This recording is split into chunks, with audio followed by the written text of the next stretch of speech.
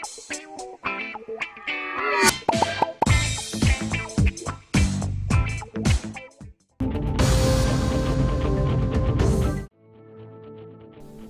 کے جبلی ہلز ضمنی انتخاب میں کانگریس امیدوار نوین یادو نے شاندار اور تاریخی کامیابی حاصل کرتے ہوئے BRS امیدوار ایم سنیتا کو بھاری اکثریت سے شکست دے دی۔ ووٹوں کی گنتی شروع ہوتے ہی پہلے راؤنڈ سے آخری راؤنڈ تک نوین یادو نے مسلسل اپنی برتری برقرار رکھی اور کسی بھی مرحلے پر مقابلہ کانٹے کا نہیں رہا۔ پہلے ہی راؤنڈ میں ہزاروں ووٹوں کا فرق سامنے آ گیا تھا جس نے انتخابی نتیجے کا رخ واضح کر دیا۔ اس کے بعد راؤنڈ در راؤنڈ کانگریس امیدوار کی سبقت میں اضافہ ہوتا گیا اور BRS امیدوار مکمل گنتی کے دوران فرق کم کرنے میں کامیاب نہ ہو سکی۔ گنتی کے تمام 10 راؤنڈز میں نوین یادو ہی سب سے آگے رہے اور آخرکار 25,000 سے زیادہ ووٹوں کی فیصلہ کن اکثریت کے ساتھ جیت اپنے نام کر لی۔ اس کامیابی نے حلقے میں نہ صرف کانگریس کی پوزیشن کو مضبوط کیا بلکہ نوین یادو کی سیاسی ساکھ کو بھی نئی بلندی دی۔ وہ اس سے قبل اسی حلقے سے 2 مرتبہ شکست کھا چکے تھے لیکن اس بار انہوں نے زبردست کم بیک کرتے ہوئے ثابت کر دیا کہ عوام کا اعتماد ان کے ساتھ ہے۔ ووٹرز کے فیصلے نے جبلی ہلز میں تبدیلی کی لہر واضح کر دی اور کانگریس کا پرچم اس حلقے میں ایک بڑی اکثریت کے ساتھ لہرا دیا۔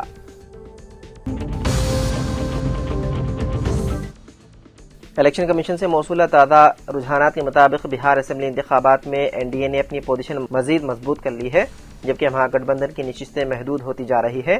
NDA کی 199 لیڈز واضح اکثریت سے کہیں آگے ہے جبکہ مہا گٹھ بندھن 33 نشستوں کے آس پاس سمٹتا دکھائی دے رہا ہے۔ گنتی جاری ہے اور کچھ نشستوں پر مقابلہ سخت ہے مگر مجموعی طور پر NDA کے حق میں واضح ہے۔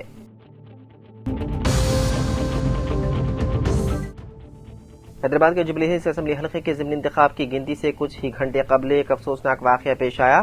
NCP یعنی کہ نیشنلسٹ کانگریس پارٹی کے امیدوار 40 سالہ محمد انور دل کا دورہ پڑنے سے اچانک انتقال کر گئے۔ بتایا گیا ہے کہ انور کا تعلق شہر کے راگڈا سے تھا۔ ان کی اچانک موت نے سیاسی حلقوں اور مقامی عوام میں صدمے کی لہر دوڑا دی۔ انتخابی نتائج کے اعلان سے پہلے امیدوار کی موت نے ماحول کو انتہائی غمگین اور سنسنی خیز بنا دیا۔ آپ کو بتا دیں کہ گنتی کا عمل جمعے کی صبح 8 بجے سے شروع ہوا۔ انتخابی حکام نے صاف و شفاف اور پرامن گنتی کے لیے تمام انتظامات مکمل کر لیے۔ اس سلسلے میں حیدرآباد کے کوٹلہ وجے بھاسکر ریڈی اسٹیڈیم میں سخت سیکورٹی کے ساتھ گنتی کا عمل انجام دیا جا رہا ہے جہاں پولیس نے بھاری بندوبست کر رکھا ہے۔ محمد انور کی اچانک موت نے ضمنی انتخاب کے ماحول کو سوگوار بنا دیا جبکہ نتائج کے لیے بے چینی کے ساتھ افسوس کی فضا بھی چھا گئی۔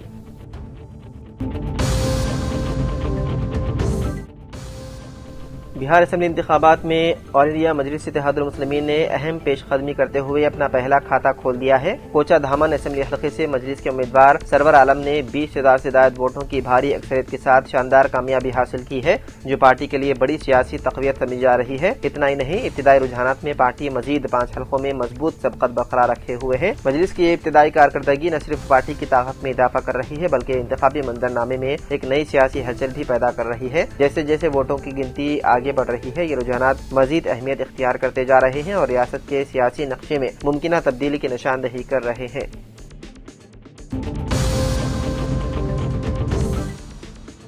نومبر 24 تک بلدیاتی انتخابات کی تاریخوں کا کریں اعلان، تلنگانہ ہائی کورٹ کا حکومت پر زور۔ تلنگانہ ہائی کورٹ نے جمعہ 14 نومبر کو ریاستی حکومت سے کہا ہے کہ وہ 24 نومبر تک بلدیاتی انتخابات کی تاریخوں کا اعلان کرے۔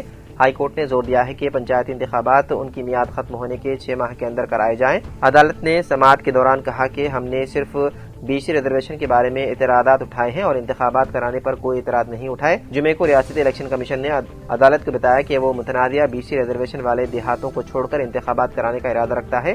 تاہم ہائی کورٹ نے الیکشن کمیشن کے جزوی رویے پر عدم اطمینان کا اظہار کیا۔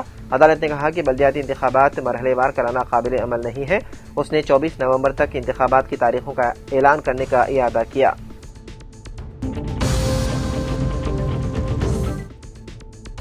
صدر جمہوریہ دروپدی مرمو 21 نومبر کو حیدرآباد کا دورہ کریں گے۔ وہ راشٹرپتی نیلام میں بھارتیہ کلا مہوتسو میں شرکت کریں گی۔ خصوصی فضائیہ طیارے سے بیگم پیٹ آمد کے بعد صدر جمہوریہ راج بھون روانہ ہوں گی۔ صدر جمہوریہ راج بھون میں شب بسری کے بعد آندھرا پردیش پٹاپرتی روانہ ہوں گی جہاں 22 نومبر کو سری ستیہ سائی بابا کے آشرم میں پروگرام میں شرکت کریں گی۔ اسی دوران نائب صدر جمہوریہ پی رادھا کرشنن 16 نومبر کو راموجی فلم سٹی میں ایک تقریب میں شرکت کریں گے۔ 16 نومبر کی دوپہر بیگم پیٹ ایئرپورٹ پہنچنے کے بعد نائب صدر جمہوریہ راج بھون میں گورنر جشنو دیو ورما کے اسرانے میں شرکت کریں گے۔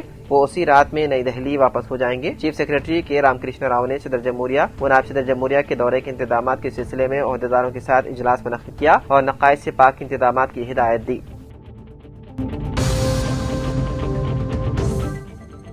تلنگانہ موسم سرما کی سردی کی لپیٹ میں رہا کیونکہ جمعرات کو کئی اضلاع میں درجہ حرارت گر گیا۔ عادل آباد میں کم از کم 10.7 ڈگری سینٹی گریڈ ریکارڈ کیا گیا۔ ریاست موسم کی ابتدائی اور شدید ترین سردی کا مشاہدہ کر رہی ہے۔ حیدرآباد کے موسمیاتی مرکز نے اطلاع دی ہے کہ کئی علاقوں میں رات کا درجہ حرارت معمول سے 3 تا 4 ڈگری کم ہو گیا ہے۔ محکمہ موسمیات کے حکام کا کہنا ہے کہ اگلے 3 دنوں کے دوران ریاست بھر میں موسم خشک رہنے کا امکان ہے۔